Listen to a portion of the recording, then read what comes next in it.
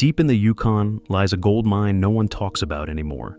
It's been sitting untouched for decades, quiet, forgotten, and left to rot. Most miners wouldn't go near it. Too remote, too uncertain, too much trouble. But Tony Beets sees something different. Where others walk away, Tony digs in. Because sometimes the biggest wins are hiding in places no one thinks to look. There was a stretch of ground tucked away in the Yukon that no one had touched in years. An area long dismissed as spent and worthless. But Tony Beets couldn't shake the feeling that something had been left behind. At a time when gold prices were peaking and fuel costs had dipped just enough to tempt fate, the conditions were too perfect to ignore. Nobody had ever thought to bring an excavator into that forgotten zone. And that fact alone made it stand out. It wasn't just curiosity. It was instinct, sharpened by decades in the field. Tony didn't need certainty. What he had was a gut feeling that the old-timers hadn't cleaned this place out as well as they thought, and that somewhere beneath the layers of gravel and time, something valuable still waited. Let's rewind. Just half a mile from Tony's main operation sat an unremarkable hill, barely noticeable among the rough terrain. But this hill held history. It was one of the first sites in the Klondike to see mechanical mining. Decades ago, miners ran their operations here with the best equipment they had at the time. But that equipment was crude compared to modern standards. They only cleaned out their sluice box once a year, which meant that any fine gold that slipped through was likely lost in the tailings. Massive mounds of gravel and rock, long written off as waste, could actually be hiding forgotten riches. Most dismissed it as a dead end, but Tony saw a pattern. He knew that if even a fraction of that missed gold remained, it could be worth more than anyone expected. And the more he looked at that hillside, the more convinced he became that the old-timers hadn't taken everything. Something was still there, buried, overlooked, and waiting. He brought in Kevin, he brought in the crew, and he brought one important question.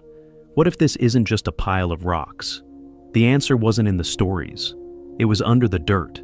Tony pointed to the remains of an old wooden sluice buried beneath the hill. 80 years old, maybe more. And still, there it was. A whisper from the past. With no time to waste, he ordered an excavator. Not tomorrow, not next week. Today. As the excavator fired up and its metal arm drove into the ground, the machine tore through compacted layers of tailings, gravel, silt, and rock that hadn't been disturbed in nearly 80 years. This wasn't just digging. It was uncovering the decisions of men long gone, chasing a dream with tools that couldn't catch everything they sought.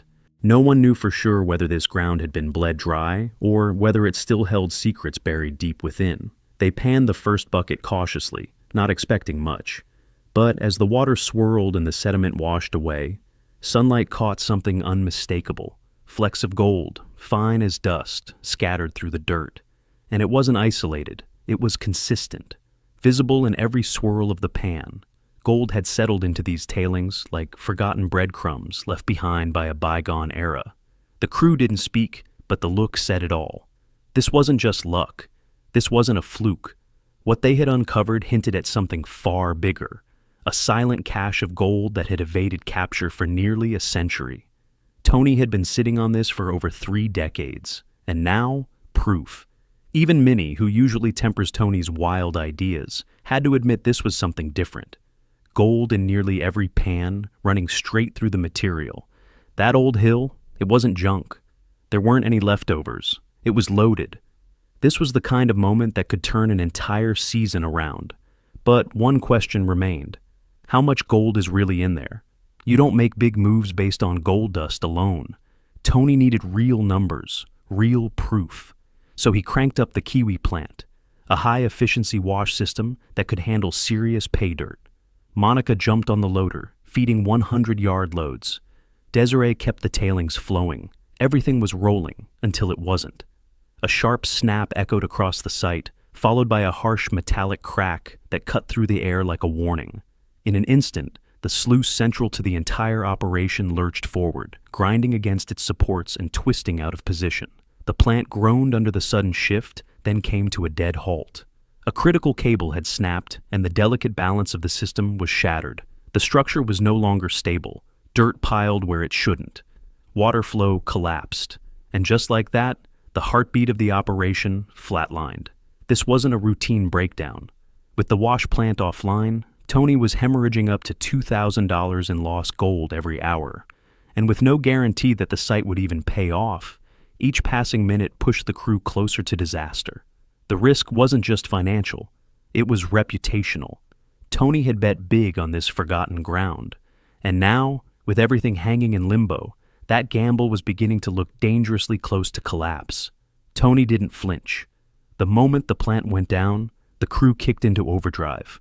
There was no time for hesitation, no room for second guessing. This wasn't just a fix, it was a full-scale emergency rebuild in the middle of the Yukon wilderness. The twisted metal framework of the sluice run was their first target. Bent beams had to be pulled back into position with brute force and precision. Supports that had snapped clean off were welded back into place with glowing arcs of fire. The air grew thick with the scent of scorched iron and burning oil. Sweat mixed with grime. Tools clanged, machines groaned, and still they didn't stop. One mistake and the entire structure could fail again. But Tony didn't waver. This wasn't his first breakdown, and it wouldn't be his last. Hour after hour, they fought against the damage, the fatigue, and the clock. And finally, after 8 punishing hours, the final weld was sealed, the last bolt locked in place. The plant stood ready, battered but rebuilt, just in time to find out if this entire gamble would actually pay off. The engines roared back to life, shaking off the silence that had lingered during the repair. The flow resumed, and with it came the weight, the kind that stretches time thin and makes every second feel heavier than the last. This was it. The rebuilt plant was running, the tailings were moving, and now everything hinged on what came out the other side. Tony watched closely, arms crossed, eyes fixed. Nothing in mining is guaranteed, but he'd gambled hard on this forgotten stretch of land. Now it was time to see if it had been worth it. 4 hours passed as the plant worked steadily, feeding the sluice with the same gravel that had sat untouched for nearly a century. No one rushed, no one guessed. When it was finally time to weigh the gold, the crew gathered around in tense silence. The air was thick with anticipation. The first results came in, 1.6 ounces, then 2.5, and then, climbing steadily, the final weight settled at 4.2 ounces of gold, $7,400 worth pulled from what everyone else had called waste. Tony's hunch hadn't just worked, it had revealed something far bigger. This wasn't just a decent recovery. It was a confirmation that the tailings, long dismissed and forgotten, might be the richest ground they'd seen all season. They were performing better than the current hill they had been mining all season. Suddenly, what had started as a gamble looked more like a gold mine revival, an entire treasure trove just sitting there waiting. And Tony? He was all in. The old-timers had walked away from this place. They didn't know what they'd missed. They didn't have the tools. They didn't have the tech. But Tony BEETS, he had it all. And he had the guts to go back where everyone else had given up. Most miners wouldn't even look twice at a pile of tailings. Tony? He looked 3 times, because sometimes the gold isn't where it's supposed to be. It's where nobody thought to look. Is this the end of the story? Not even close. With results like this, Tony's only just scratched the surface. What else is hiding in the dirt? What other secrets did the old miners leave behind? Only one way to find out. Keep digging. Because in the Yukon, gold doesn't just disappear, it waits. And Tony BEETS, he's coming for every last ounce.